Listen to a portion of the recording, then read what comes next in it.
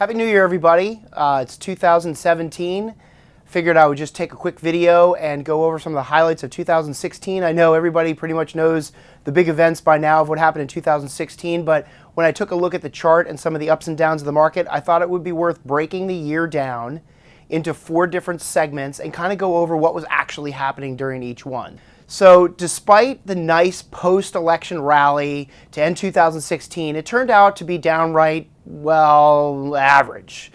That's, if you use the S&P 500 index as your yardstick. So if you go back to 1928, the average annual return for the S&P 500, including reinvested dividends, runs just around 10%.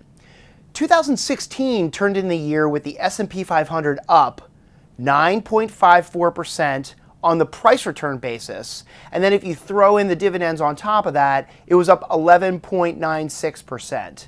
The mid cap and the smaller company indexes were up well over 20%, so that was pretty good too. Since the bull market began in early 2009, we've been treated to 8 straight years of positive returns for the S&P 500, of course with dividends included. With 6 of those in double-digit returns. That has a lot of investors wondering, are we near a top? And I'll get to that in a few minutes, so keep listening. Looking at the S&P 500 on a point-to-point basis, 2016 was a pretty good year. However, point-to-point masks some of the major inter-year swings. For the most part, 2016 can be broken into the 4 distinct periods that I talked about before. So first, the recession fear. Here's how it looked from January 1st of 2016 through February 11th of 2016. You can see that we started out the year with the specter of 4 projected interest rate hikes, poor U.S. economic reports, and this huge uproar over the possible Chinese slowdown. This caused the nastiest first 2 weeks of the year for the S&P 500 ever. Seriously, ever. With a return of 9.54% to 11.96%, again, depending on what you did with your dividends, 2016 started out as the worst first 2 weeks ever recorded in history.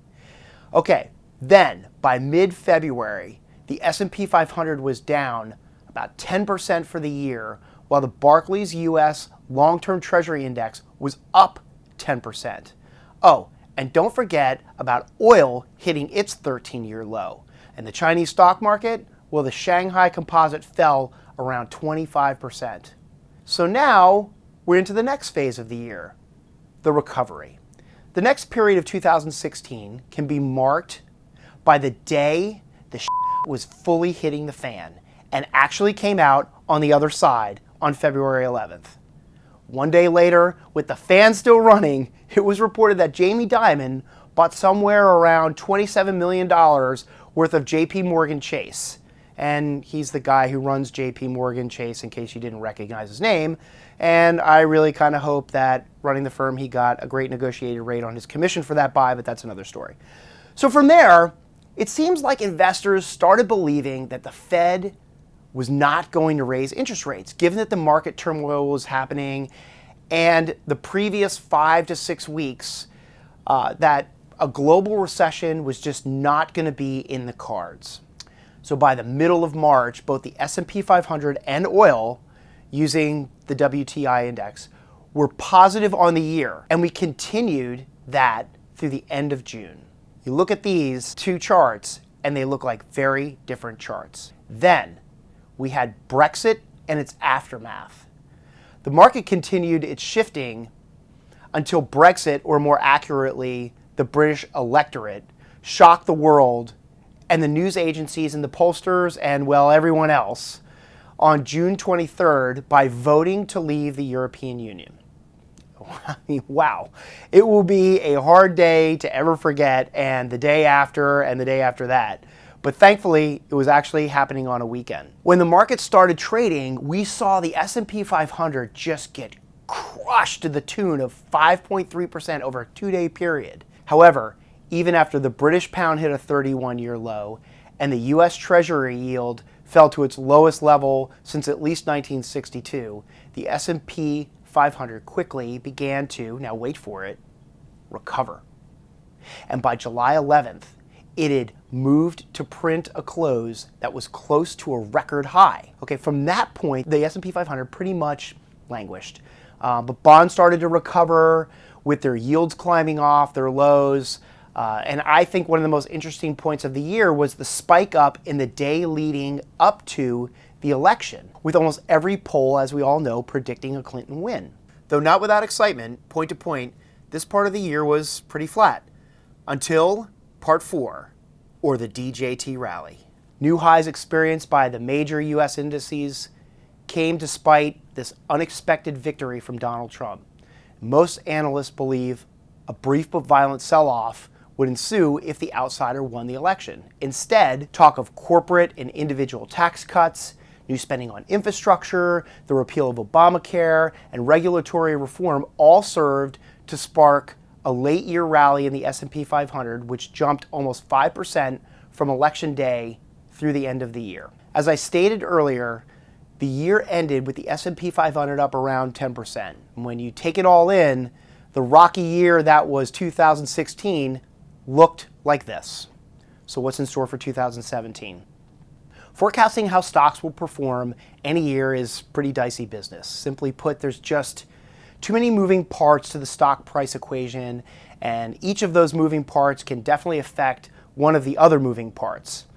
But it's always been an interesting cerebral exercise to take a stab at some of the tailwinds and some of the risks associated with the market. So let's do that, just for some fun. Since World War II, the U.S. economy has had 11 economic expansions. At 90 months, the current expansion is the 4th longest, with the longest being 120 months. The current recovery just isn't young anymore, but risks for a near-term recession in the U.S. are really low. And that's important for investors because these charts reveal that most bear markets, defined as a 20% decline, since the late 1950s were associated with a recession. In fact, the 34% crash of 1987 and the 28% decline, which was associated with the Cuban Missile Crisis in 1962, are the only two bear markets which are not actually associated with a recession. Worth noting is that each decline of 20% or greater is associated with at least one, if not more, of the following factors: a recession, a commodity spike, some aggressive Fed tightening, and or extreme valuations in the stock market. Okay, you may want to take a second and pause on this chart from JP Morgan to see more of the detail. It's a pretty interesting chart and shows everything that I was just talking about. The consensus is forecasting a return to S&P 500 profit growth in 2017, which would definitely provide a tailwind for stocks. A gradual upward path in interest rates by the Fed would probably be viewed as a plus. Trump's election sparked enthusiasm primarily because he has touted pro-growth policies and downplayed his more controversial ideas. For example, it's unknown if his tough trade talk during the election will result in a dramatic new barrier to free trade, or whether his rhetoric is simply a negotiating ploy. Of course, there are other unknowns.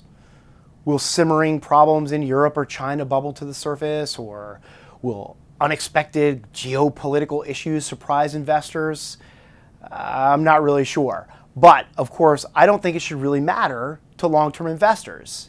What we have seen during this cycle, which are basically problems abroad that have not really materialized into any serious impact on the U.S. economy, have created temporary angst, but have not really killed the current bull market. So, what's another way to view this?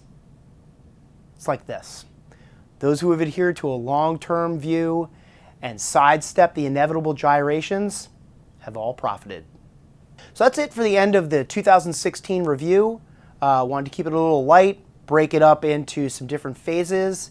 And I think it's pretty interesting to look back on 2016 if you remember all of the emotion that was associated with the first part of the year and the sell-off and how that made people feel, and then the ensuing recovery, and then the Brexit thing, and then the recovery from that, and then leading up to the election and the surprise election and what's happened afterwards.